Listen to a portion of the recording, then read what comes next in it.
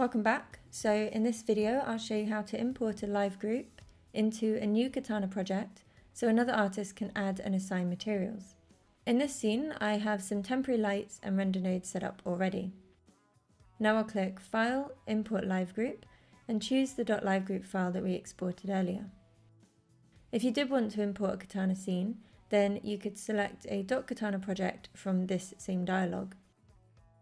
But I'm going to choose the live group. Now you can place the live group down in the node graph and connect it to the rest of the node graph. And you'll see that everything is exactly how we left it.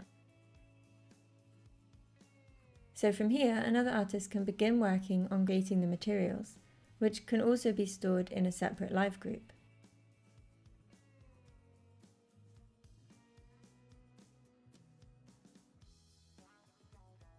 I'll open another Katana scene to show you a more developed example.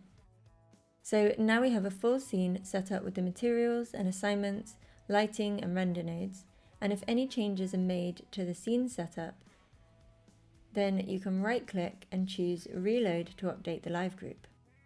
You can also clear the caches in the Katana scene by clicking the Flush Caches button to reload any live group files. So if you have multiple live groups in a scene and you wanted to update all of them, flushing the caches will do that. The live groups will also update if you close and reopen the project.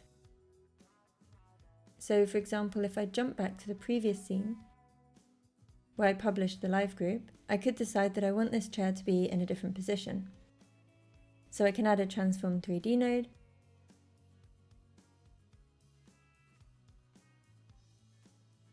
move it slightly,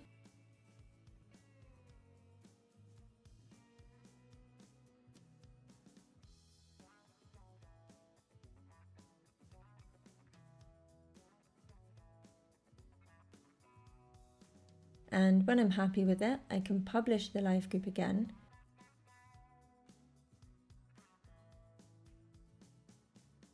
Jump back to the other Katana scene and reload the live group. So just to cover the other options here, when you right-click a live group, you can also choose to load in a different live group if you've been versioning them as you make changes. Or if you're editing the contents of a live group, you can then choose to revert it to reload from its current source and discard any changes made while it was unlocked.